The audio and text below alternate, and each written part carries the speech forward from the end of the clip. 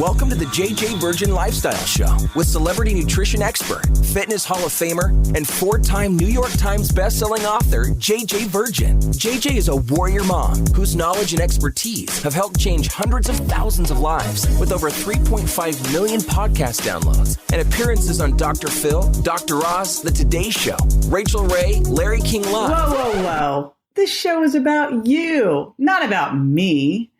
I want to help you find practical, real-world ways to dial in your health and mindset so you can finally lose that weight and feel strong and energized. Stop settling for less than your personal best. It's time to find out how to look and feel better than ever. And I'll be right here with you the whole way. Hey, it's JJ, and you got me solo today. Now, I'm going to go on a bit of a rant. I'm warning you in advance. It's coming. Because I get asked all the time, well, besides just, what should I eat? What about fruit?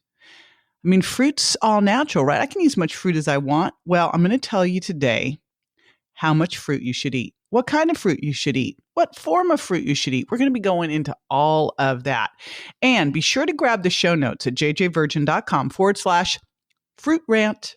Yep, jjvirgin.com/fruit rant, because I've got something cool to share with you there. I'm going to share with you my sugar impact scales. And I've got a scale that shows you the different fruits. And if they are green, means go, yellow means slow, and red means stop. So you'll be able to get those there. Now, before we dive into that, I want to do a shout out. Actually, this is an interesting review today, and I really appreciate this review from Alexandra. It says 6 kudos and 1 suggestion. It's from Alexandra Paul.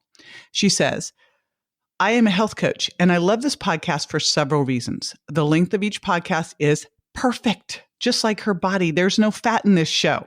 That's funny, Alexandra. Now, because each interview is only 15 to 20 minutes long, JJ gets right to the point and asks the questions that we listeners want to know the answers to. If you want to learn about a variety of ways to get healthy, this is a great show to listen to. The guests are experts in a wide variety of health disciplines and philosophies. JJ is very upbeat and positive in every show. Her enthusiasm is one of the reasons I listen to her podcast when I swim. I am able to hear the audio through the water because her energy is so strong. Wow. Like the force is strong with me. All right. That's crazy cool. She speaks honestly about her own personal struggles and the mistaken advice she has given clients in the past.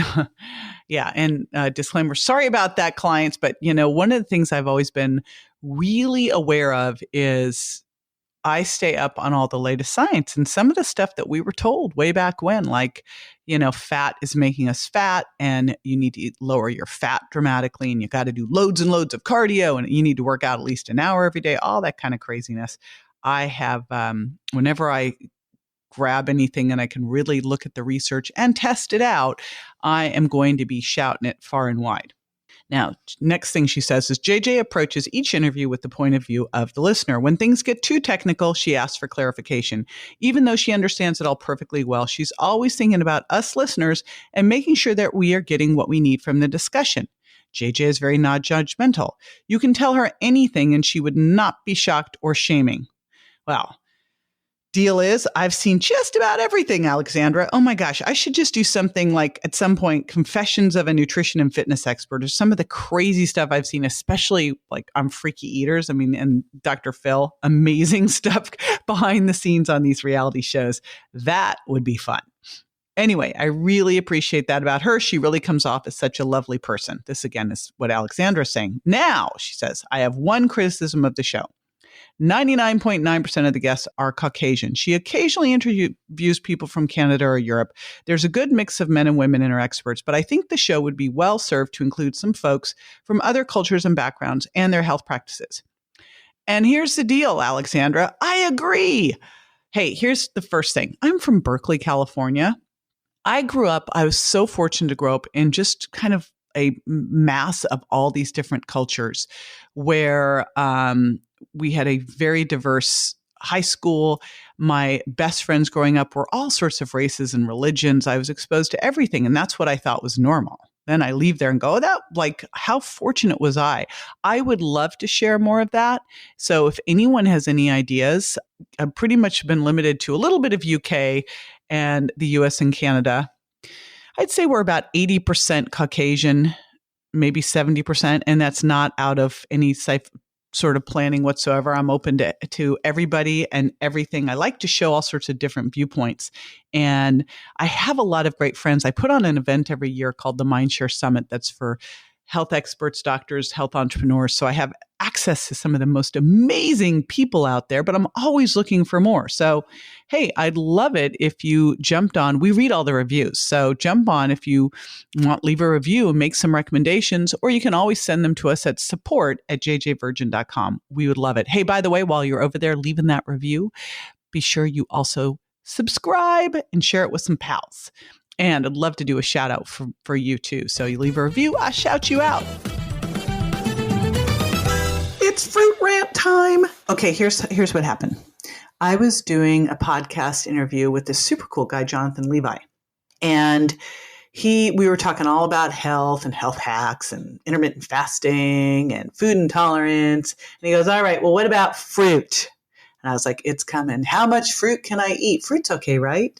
And, I'm looking at what happened years ago, and, I've been around for a while here, not my first rodeo. And it used to be that fruit was considered this free food. It was great. You could just fruit for dessert, fruit, be in between meals, snack on fruit. I want you to think of this, and this is actually a very interesting concept. When you sleep, let's go back 1,000 years ago when we did not have lights or alarm clocks. And so we would sleep longer in the winter when the days were shorter, and we would sleep less in the summer when the days were longer, right? When you're sleeping less, you're more insulin resistant. So you're actually better at storing fat when you're sleeping less. When you're sleeping more, you're better at burning off fat.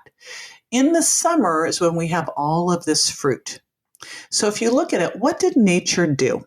Nature created a system whereby we could have access to a lot of fruit, which was our source of fructose back then, our key source of fructose, because back then we didn't have high fructose corn syrup and all this ridiculous and agave syrup and all this crystalline fructose that we were putting into our foods, trying to pretend they were health foods. Right? We were getting it from the fruit we ate. That's where we would have gotten our fructose.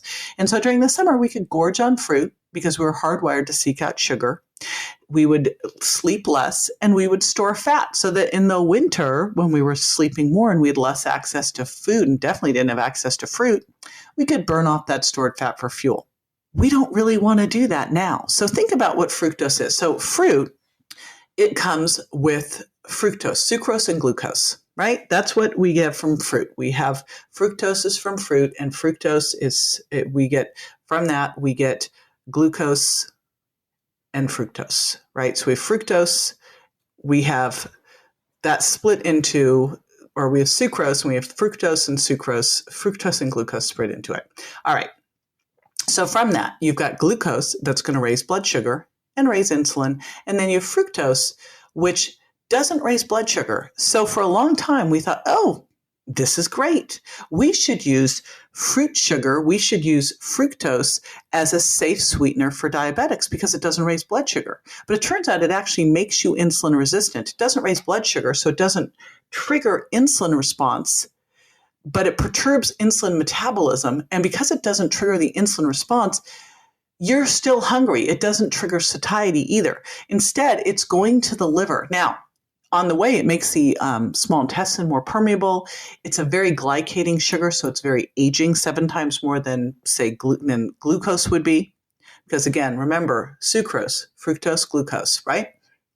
So, but the fructose goes to the liver, where if it can't be turned to glucose and stored as glycogen energy, and let's assume it can't because there's not a lot of space in the liver, you're going to get fatty liver. You're going to get a congested liver that can't now burn fat, which is not what you want. If you want to make a lab rat hypertensive, feed it a bunch of apple juice concentrate. That's the fastest way to make it hypertensive and to make it pre-diabetic. Now, I'm not saying this to say, hey, no fruit. No, don't eat fruit. I'm saying that fruit is not a free food, and there are times that you shouldn't eat fruit, and there's ways that you shouldn't eat fruit. Okay, so when should you not eat fruit? If you are diabetic, insulin resistant, hypertensive, fruit's not going to be a great thing for you. Like, you're going to want to move from being a sugar burner to a fat burner that I talk about in my Sugar Impact Diet book, and become more insulin sensitive before you start loading up with a lot of fructose. So if you've got any of those issues, 0 to 1 piece of fruit a day. Piece of fruit. I didn't say fruit juice. I didn't say dried fruit. And I didn't say fruit syrup or jam. We'll talk about that.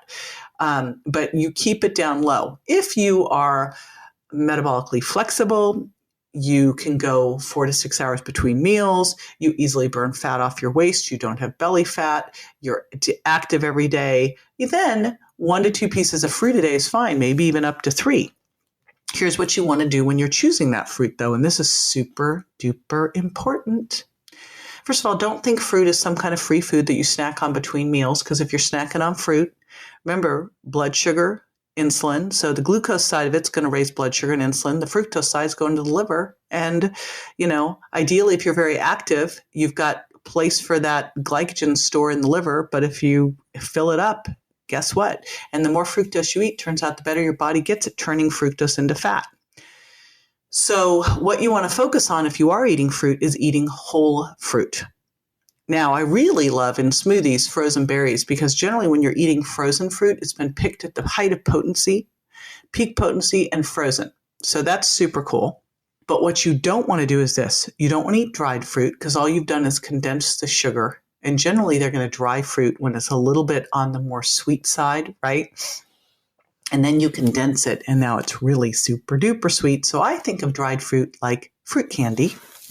And then you also don't want to do jam or fruit syrups like apple juice concentrate used as a sweetener. That's got more fructose than maple syrup, right? So you don't want to do anything like that, because apple juice concentrate is just like a syrup. You don't want to do jams. And they'll put on the jam no sugar added, because they can put no sugar added if it's just fruit. But fruit, if you flip it over, is sugar, right? So now the good thing about fruit versus, say, jam, juice, or dried fruit, well, specifically jam or juice, is that you're going to get the fiber with it. Either way, you're getting phytonutrients, but when you eat fruit, fresh or frozen, you're getting the fiber with it as well that will temper the blood sugar response. So dried fruit is candy, jam or syrup is syrup, and then look at, or a sundae topping basically, and then look at fruit juice as a soda. Basically, they unwrapped the fruit, they took out the fiber, and they gave you everything to hijack your blood sugar. So you especially want to stay away from that, especially things like apple juice. Apple juice, again, has more fructose than a soda. I mean, that's just crazy. And you wouldn't sit down and eat 4 apples, but you're going to sit down and easily drink that in some juice. So really be careful with that. Now, I might put couple sliced strawberries in some sparkling water, or squeeze in a little bit of pink grapefruit juice or tangerine juice into a sparkling water. Although I really love, shout out to my girlfriend, Kara Golden, I'll just drink her sparkling hint water. But be really careful with juice. It super adds up. And again, you don't have the fiber, because what are you getting when you're eating fruit? You're getting the phytonutrients, and that's why you want to eat from a rainbow of different fruits. So you're getting those phytonutrients, and you are getting the fiber. When you unpack it into juice, you just took all that fiber away. And it's really easy when it's dried or it's juice or it's jam to overload it. Now, one more place that you have to be super careful is when they've put it into Greek style yogurt or almond yogurt or coconut yogurt. First off, just make your own coconut yogurt. You're not going to get any of the sugar. And then add in fresh fruit or frozen berries, way better. And I especially love organic, dark, unsweetened organic cherries. Oh my gosh, those are my favorite. We always keep those in the freezer. But when you get it already done like that in the store, they've put a load of sugar in it. And it might just be fruit juice concentrate, and then they say no sugar added, which is really a dupe. Final thing is to look at how ripe fruit is. As it gets riper, it gets sweeter. The sugar gets more dense. Here's a big takeaway. When I was writing the Sugar Impact Diet, I put berries and citrus down on low sugar impact. Then I put apples and pears on medium sugar impact because of the fructose. And I put the tropical fruits there, mangoes and papayas and pineapples, which have great enzymes, but they had a little bit more sugar. And then the dried sugar, the dried fruit and the jams and the juices all went on to the high sugar impact. I've actually changed my thinking on bananas. And ripe bananas would be medium sugar impact, but green bananas would go to low sugar impact because of the resistant starch in them. So resistant starch is called that because it resists digestion. It's the highest places you're going to find resistant starch are green bananas, potatoes, especially that have been boiled and cooled, legumes, and oats. And when you eat these, it goes to the large intestine. It's used by the gut there, the gut microbiome to make food, and it produces short-chain fatty acids that can help you burn fat. It also helps with blood sugar control and insulin satiety and or insulin sensitivity and satiety, but super good for feeding the gut microbiome and helping your body burn fat. So do not fear the banana. What I do with these, here's my little banana hack, is I do green bananas and I put them into baggies in the freezer, and I'll take a third of a banana and put it into my smoothie, because a little bit of that and a little bit of avocado makes for really good texture.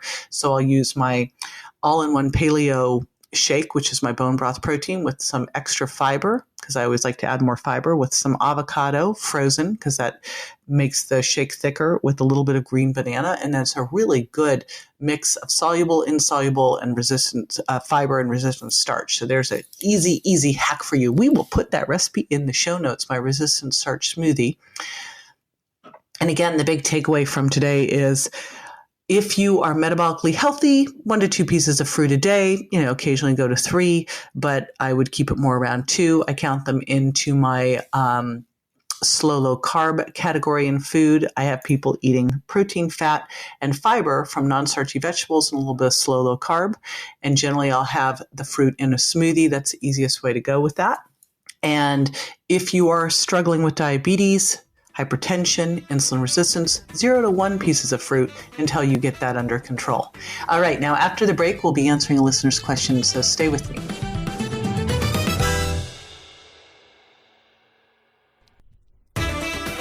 All right, so welcome back. Now, I get asked a lot about fruit, as you can tell from that rant, and I want to give you a concept that we don't talk about enough that's really important, not just regarding fruit, but regarding nutrition in general. And that is that we should be eating seasonal, local, organic, which then means we're going to be rotating our foods.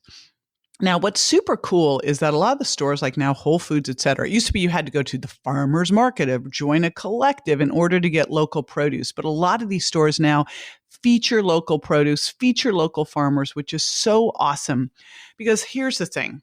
If it's the middle of winter and they have fresh peaches in your store, I'm just willing to bet that they were not local, that they got flown across the world to get to you. And what I want you to really focus on is, if you want to have peaches in the winter, hey, here's what you do. And it's an easy solution. Buy them frozen. And I love frozen fruit for a couple of reasons. Number one, because you can have it any time of year. Number two, because it's picked at the peak of season. And number three, you can make sure that you get it organic, because sometimes you might go in and they got nothing organic right now. And hey, here's the thing, and we'll put this in the show notes, environmentalworkinggroup.org, clean 15, dirty dozen. There are certain foods like apples and berries. Do not eat those if they are not organic. Berries are like little pesticide sponges. So you want to make sure you're getting organic. And ideally, you are rotating. You're not having the same thing every day. We're always mixing up our smoothies with the things that we rotate in. We have a ton of frozen fruit. And also, I will make a resistant starch smoothie. And you're going to hear about this more as we start to get into this new breakthrough carb intolerance program in the sugar impact diet. But I'll freeze bananas that we get green, so they have higher resistant starch.